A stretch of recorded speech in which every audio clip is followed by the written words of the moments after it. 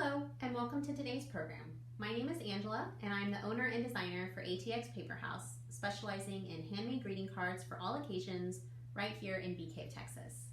Thank you so much to the Bee Cave Public Library for helping to bring this program to you today. Now, I hope by this point you've had the opportunity to stop by the library and pick up your crafting card kit to go. Looks a little something like this. If you haven't had that opportunity yet, you can go to the Bee Cave Public Library website and check out their curbside hours and swing by and pick up your card kit. So let's go ahead and get started with today's project. Welcome to my crafting space. I'm so excited to have you here with me today. We're going to be walking through what is in your card kit and giving you some tips and tricks to put together this sample card that you see here. Now, what's most important today is to remember to have fun. This is your card, your project, so make it your own and have fun with it and be creative. So today, again, I'm just going to give you some tips and tricks for putting the card together as you see the sample here. And you'll notice the card kind of builds on itself, so we're going to work from the inside on out with each piece of cardstock. So the green piece that you have here is your card base, and it is cut to a standard A2 size card, which is 5.5 by 4 1/4. And we are going to start with this plain white piece of cardstock here for the inside. And when you turn it over, you'll notice that it has 3 strips of adhesive, and it's called tear and tape adhesive, and it works exactly as it sounds. You're just going to peel back from the corner of each side. Just like so, you'll notice that it just kind of peels back like that. You'll peel that back, take that off, and adhere to the middle of your card like that. And the middle of your card is ready for that beautiful Christmas note. Now you'll notice I only did one of those. You'll want to make sure you do all 3 so you can make sure that you have a really good stick with your cardstock. So the next piece I'm going to adhere is this beautiful checkered piece here.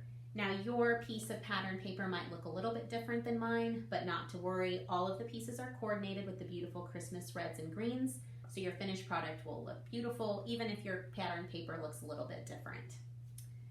So again, we're just going to peel off that adhesive from the back, just like that. And we'll throw that away, and we will adhere that to the front of our card like so. The next piece is this beautiful textured white cardstock. Now it's just plain white cardstock, but it has been sent through the embossing machine to give it kind of this little textured look to it. Adds a little bit something different. We'll peel back our adhesive,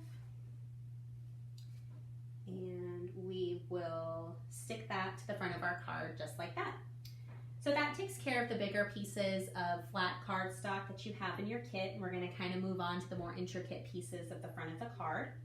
So the first one is this beautiful wood sled. You'll notice it also has 3 pieces of adhesive, and you'll just tear the adhesive from the front of from the back and adhere that to the front of your card.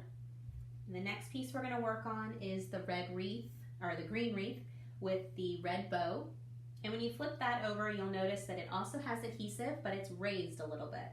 So this is a dimensional adhesive, and it works just like the tear and tape, where you're going to tear off those top layers, and you will stick it to your sled, and you'll notice it sits a little bit higher than the sled.